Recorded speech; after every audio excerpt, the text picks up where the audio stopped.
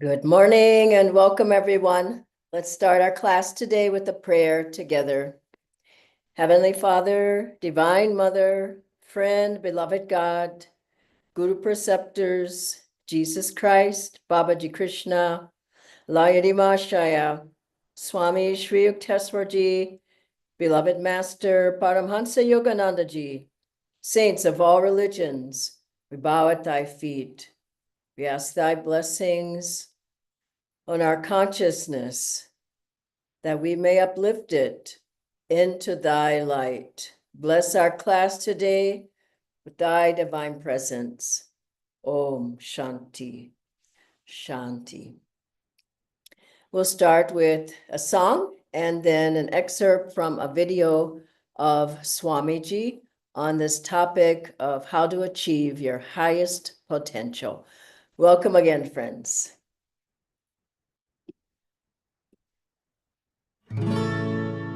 Dare to be different, dare to be free, dare to roam far like wind on the sea, fly like a gull, soar high on the air, be strong in your courage when others despair.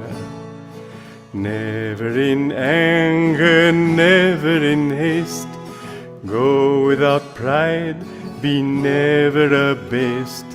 Freedom is yours, if freedom you'll give, to all give it freely, in freedom you'll live. Mountains that stand up tall to the sky, tell us no dreaming is ever too high. Dare to defy them, brave that high peak, you'll never know failure if bravely you seek. Dare to be different, dare to be free, dare to roam far like wind on the sea, fly like a gull, soar high on the air, be strong in your courage when others despair.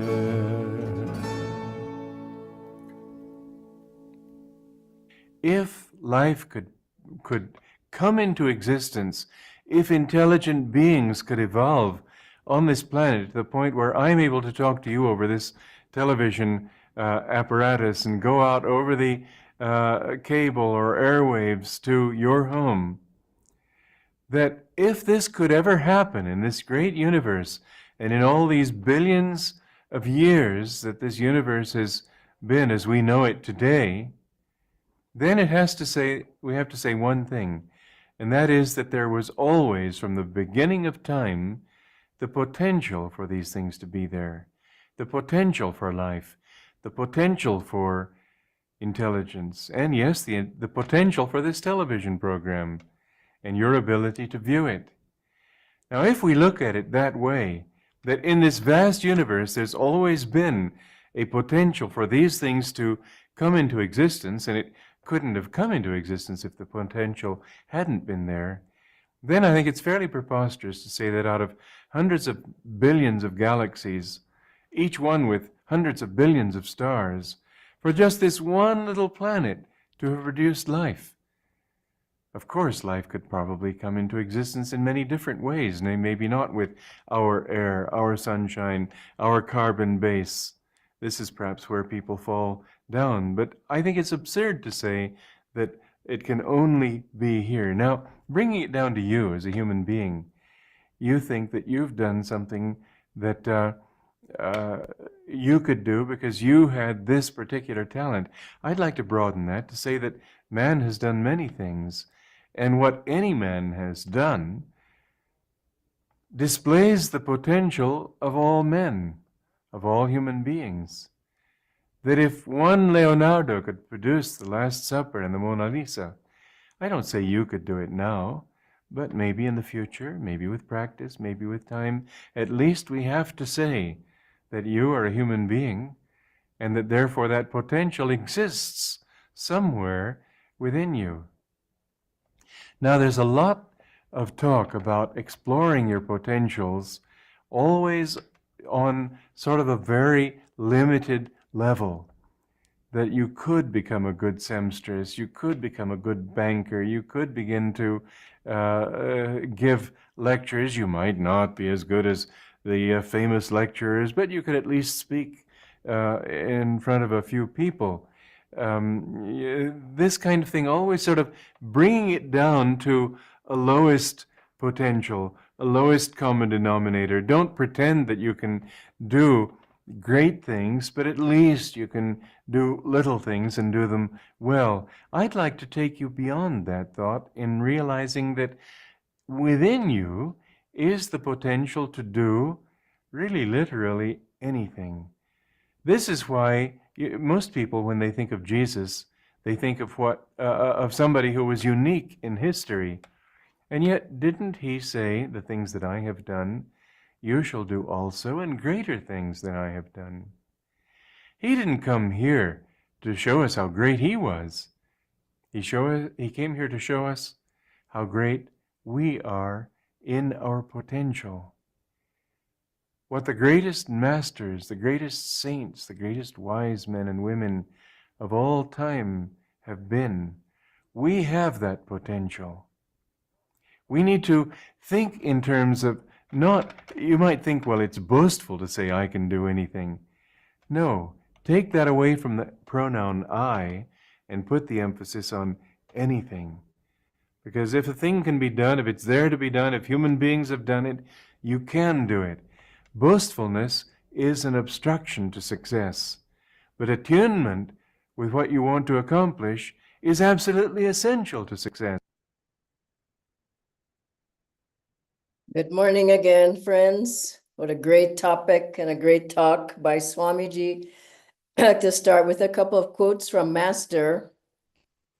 Is there a power that can reveal hidden veins of riches and uncover treasures of which we have never dreamed? Is there a force that we can call upon to give health, happiness, and spiritual enlightenment? The saints and sages of India taught that there is such a power. They uncover truths that we have overlooked or forgotten, and these truths will work for you. Another, wake up. It is never too late to analyze what you are so that you can make yourself what you should be. You have talents and powers that you have not used. You have all the power you need. And finally, the greatest tragedy in life is not death, but a life that never realized its full potential. These are wonderful words and so inspiring. And we have to realize we have a divine life. We have good karma. Master said he'd give us lots of his good karma. We have a spiritual path. We have gurus. We have techniques. We have tools. We have guru bhais. We have centers. We have high consciousness. We have ways that we can improve ourselves, but we have to utilize this lifetime to get to our highest potential. We have to utilize the tools, the practices, the good karma that we have to be able to uplift ourselves and not complain and put the blame on somebody else and say, only if I could only have done this, if only this would have happened, if only I had enough money, if only I had a bigger house, if only I had more friends.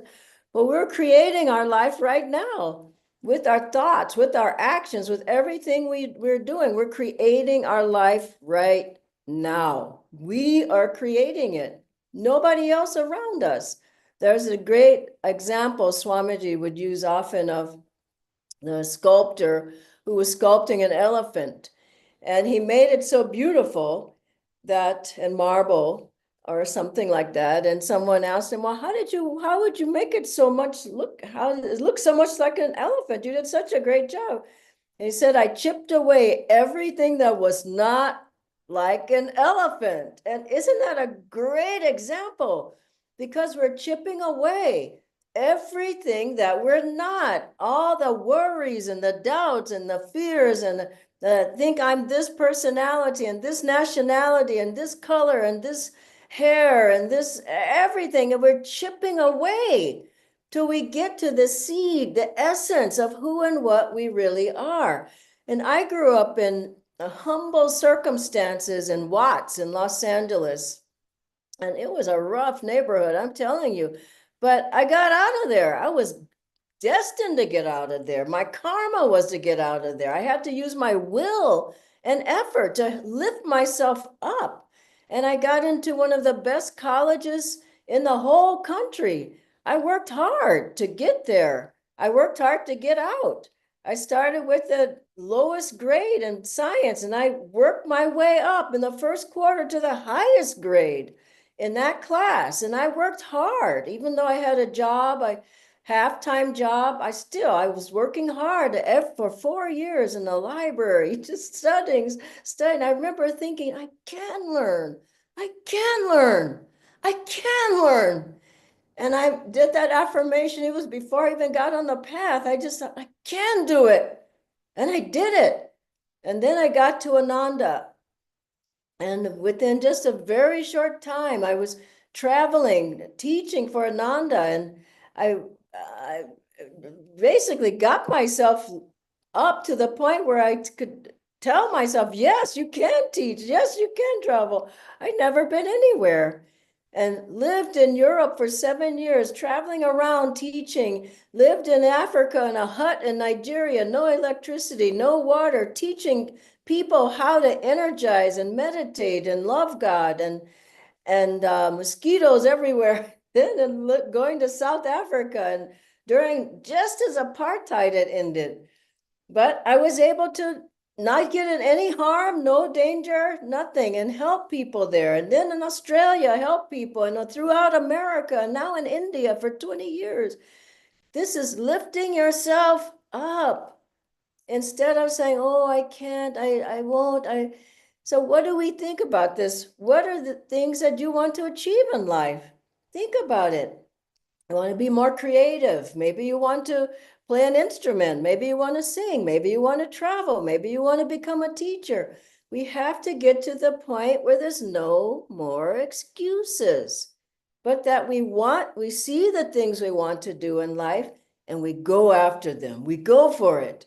We say, I can, I will.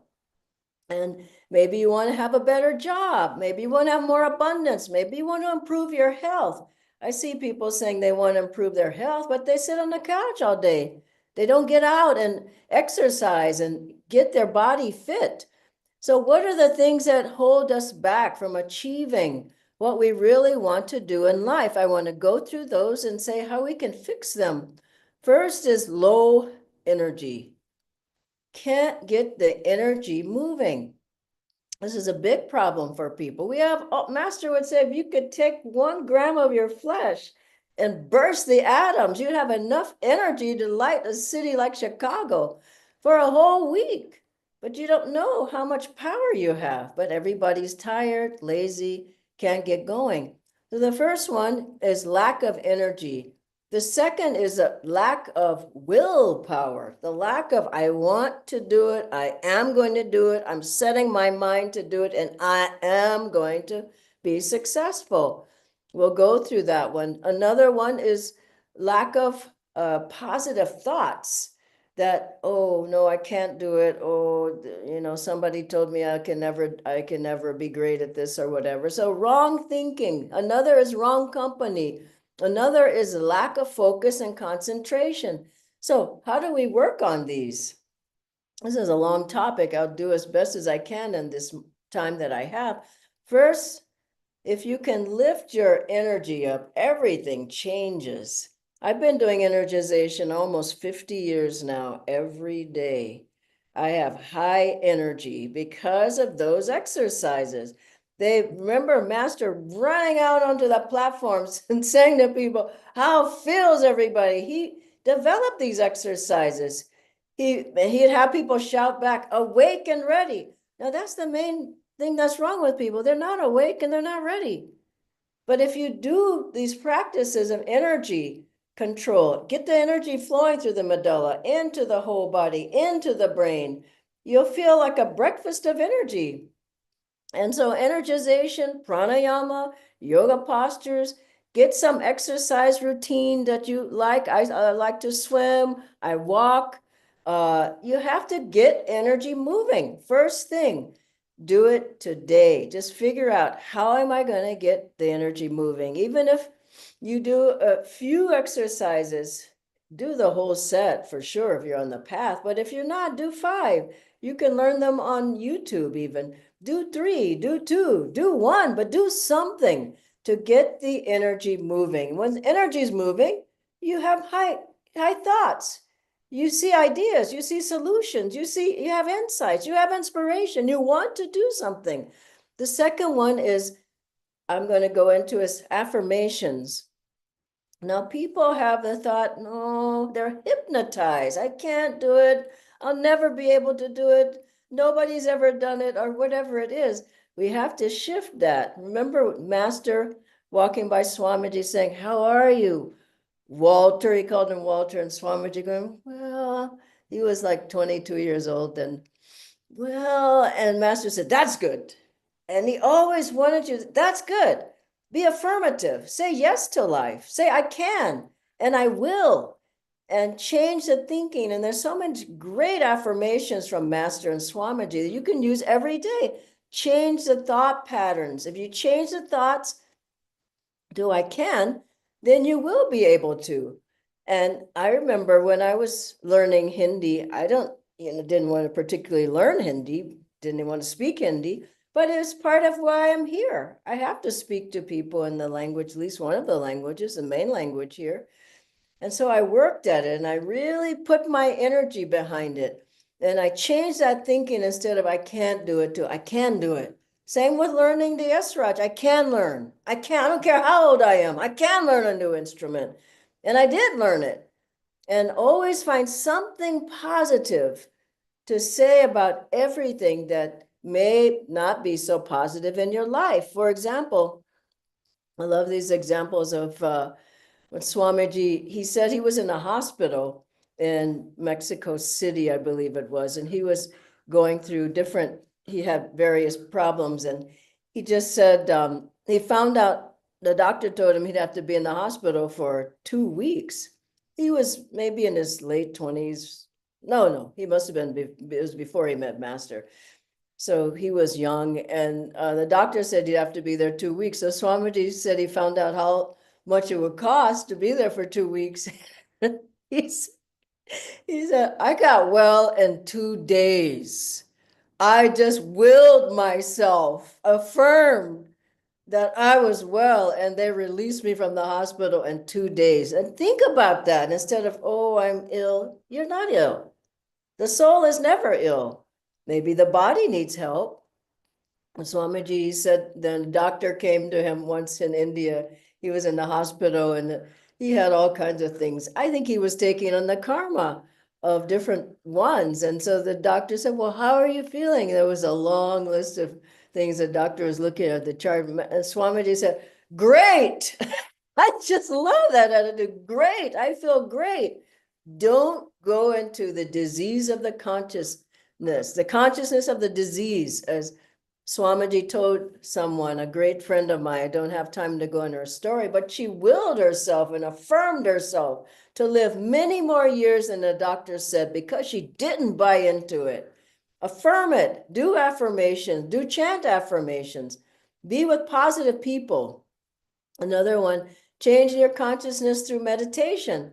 Meditation, I looked at a beautiful statistic. Well, many people in India, a good percentage of people meditate here. We're not even counting all the great yogis in the Himalayas.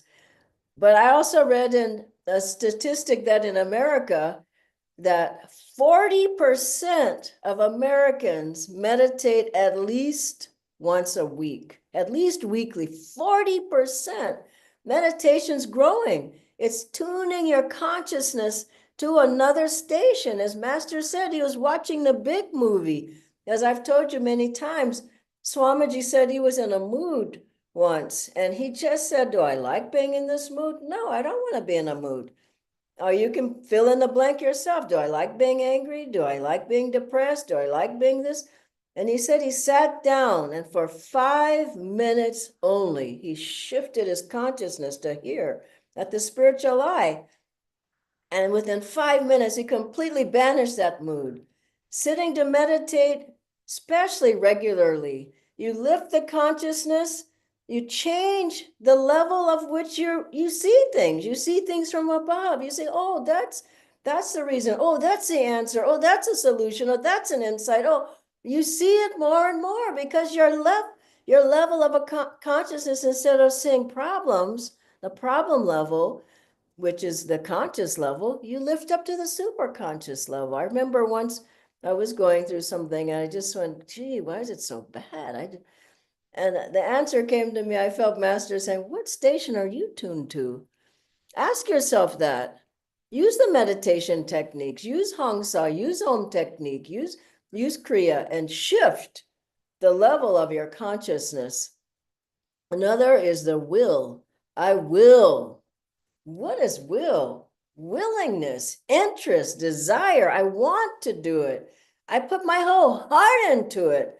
I will with my own will. Such a powerful affirmation. We'll do that at the end. Another one, Master said to say, he said, the greater the will, the greater the flow of the energy, the greater the inspiration, the greater the magnetism.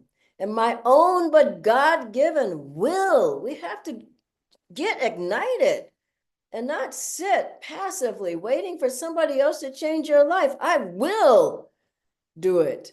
And my own but God-given will. I mean, he puts so much power into will. And willing does not mean grim determination. It means I'm willing. I love to do it. I want to do it.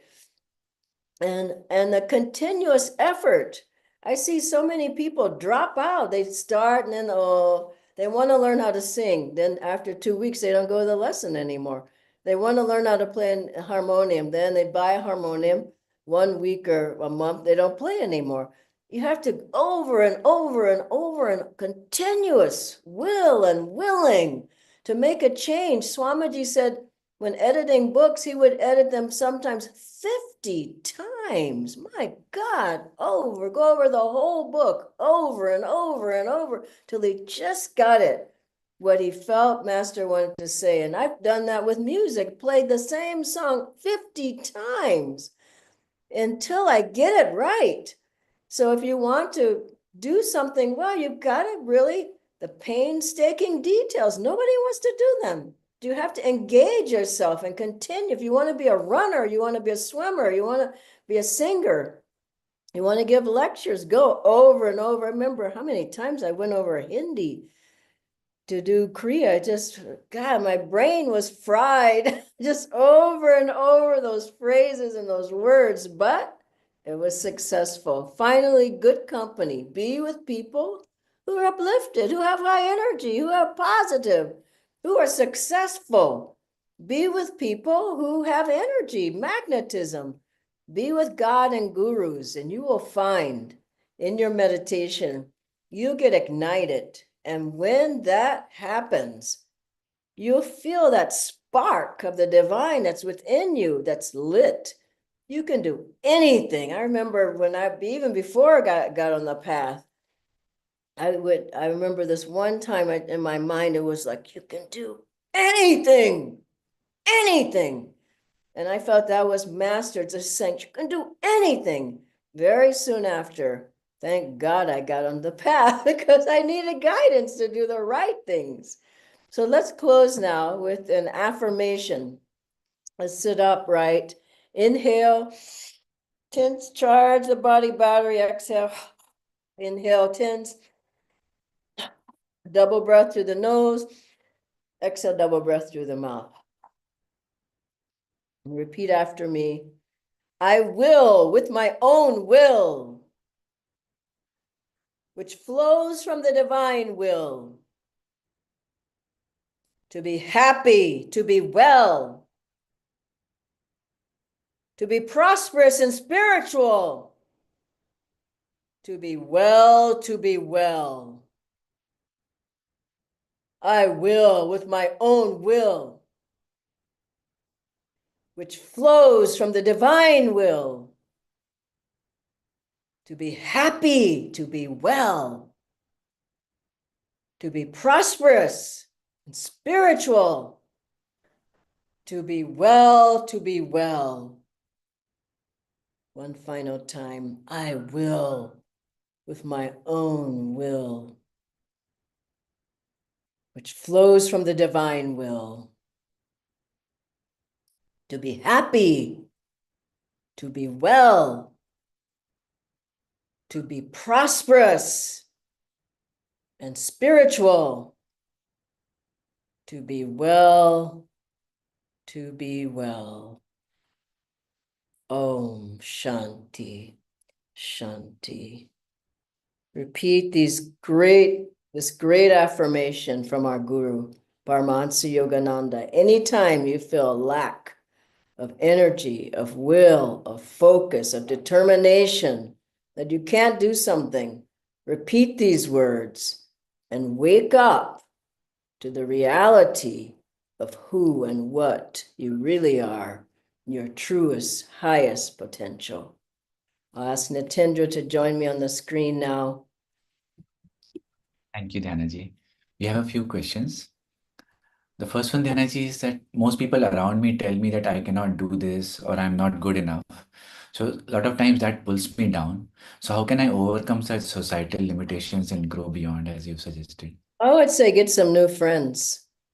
The Sangha, typically people are positive. Be in the Sangha, be with people who are positive. Be with people who are successful. Be with people who are serviceful. Be with people who don't think about themselves. Be with people who have energy and magnetism. Meditate with them. Talk with them. The other thing is this, I didn't have time to go into it, but everything you put into your consciousness is either lifting you up or bringing you down. What you watching on television, or the movies you're watching, the music you're listening to. I was at a meeting the other day with a friend, and we were at a hotel in the lobby, in a cafe. The music was so loud and so terrible. And I went over and asked the manager, I said, can you turn the music down? We can't even hear each other. And the man said, what? And I said, you can't even hear me. Turn it down. And so everything you put into your consciousness, it's either going to be helping you to get strong and more magnetic and more have the power of God flow through you, or it's weakening you, weakening your aura, weakening your magnetism, punching holes in your aura, your thoughts, your attitudes, the people you're around, the environments that you're around. You can do this Om Tat Sat, bringing the hands, palms forward and back, chanting Om Tat Sat, surrounding you with God's power. And I wouldn't go out of the house without energizing. You're asking for trouble. I wouldn't step one step out of the house without charging the body battery. That charge your aura, brings a powerful light all around you, clears your thoughts of negativity. And so if you're in an environment like that, you've got to protect yourself. Read the books, take a book with you, take a picture of Guruji with you, take an energization break. Put the music on in the car, put the music on it when you're at home. Our music, not the music, but our music. And for God's sake, get a harmonium, start chanting. Chant affirmations are powerful. Chant, it's half the battle. So you have to, what am I saying? And the bottom line is effort. Nobody, not even God, can do it for you if you're not trying yourself. Guruji can't do it for you. People said, Master, you can do it. You're a master. He said, what do you think made me a master? I did it. You have to do it yourself. Put the effort forth. And then? The next one, Dhyana ji, is that many times I know what I need to do and I have the enthusiasm, like after the class today, I have the enthusiasm and willingness as well. But usually I do not have the perseverance to continue to work on it. So is persistence really required for me to reach my highest potential? Listen, I worked on myself. You have to work on yourself. Who's going to do it for you? And so there's not a lot of people who are willing to work on themselves. Either I'm too old now, I just go to the grave the way I am, or I'm too young, I want to enjoy life. For a while, just leave me alone. Or I'm too busy, I don't have time to work on myself. Well, let some pain come around. Let some pain, health issues, somebody passes away, you lose your job. Let some pain come around. You'll find some time to work on yourself. And so you have to put in the time. Why do we meditate every day? We put in the time, the energy, the interest, the attunement. In your whole life, seek ye first the kingdom of God, Christ said, and all these things will be added unto you. But people seek everything, and then they say, where's God? Oh, I don't know. I don't have time for him. Well, maybe he doesn't have time for you. You have to put in the effort. So starts with whatever you can do, then add more, then add some more, and go with more the joy rather than the discipline. Follow the joy. Oh, I love doing yoga. I'm going to do it every day. Understand? Oh, God, I feel so peaceful after meditating. I'll meditate a little bit more. Oh, I love going to the Sangha. Maybe I'll go every week. See the difference? Rather than, I gotta go to the Sangha because I gotta bring the prasad. It's just not the way to do it. I gotta serve, so I gotta go to the Sangha. Go follow the joy, and you'll find that it gets better and better and better. And you want to do these things because you see the difference in your life. Look in the mirror at your face. I see people so unhappy and their eyes drooping and their posture. And I just thank God I'm on the path. It's not by chance. We've earned this lifetime. Let's use it to the best that we can and become the greatest person we can ever be. It's not boasting, but it's real. It's the truth. Become like the masters, and then you will see who and what you really are. Is there any other questions? No, Dhanaji, we wanted to ask about the techniques, but you've covered. Acha, theek hai. Okay. God bless you all. Thank you, Natindra. Om Guru. Bye-bye. Have a great day.